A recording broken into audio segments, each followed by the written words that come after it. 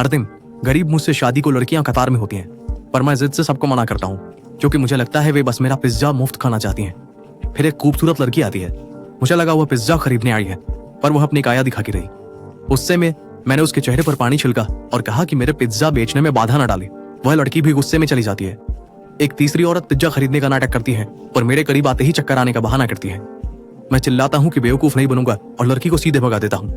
मुझे नहीं पता था कि ये लड़कियां मेरे माता पिता नहीं भेजी थी। वे बड़े अरबपति हैं।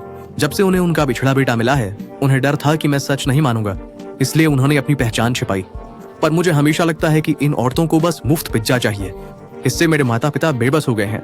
फिर एक लग्जरी कार में बैठी लड़की शादी करना चाहती थी। उसके दादाजी ने उसे बताया कि उन्होंने भगवान से प्रार्थना की थी और भगवान ने कहा कि अगर वह लड़की को खुश देखना चाहते हैं तो उसे एक गरीब आदमी से शादी करनी होगी। तभी दादाजी ने मुझे सड़क किनारे पिज्जा बेचते देखा। उन्होंने तुरंत कार रोकी और पाया कि मेरे घर में सिर्फ एक अंडा है जो सिर्फ एक व्यक्ति का पेट भर सकता है। भूख के मारे मेरी मां के पेट में दर्द होने लगता है। यह देखकर लड़की के दादाजी को यकीन हो जाता है कि मेरा परिवार सचमुच गरीब होगा। वह बूढ़ा आदमी मेरे पास आकर पूछता है कि क्या मैं उसकी पोती से शादी करूंगा। मुझे लगा वह मजाक कर रहा है, पर अगले ही पल वह खूबसूरत लड़की उसके पीछे आ गई। मैं उसकी खूबसूरती से दंग रह जाता हूँ और सोचता हूँ कि वह मुझसे शादी क्यों करना चाहती है। बूढ़ा आदमी बताता है कि उसकी पोती एक गरीब आदमी से शादी करके खुश रहेगी। मैं हैरान हूँ, मुझसे गरीब कोई नहीं।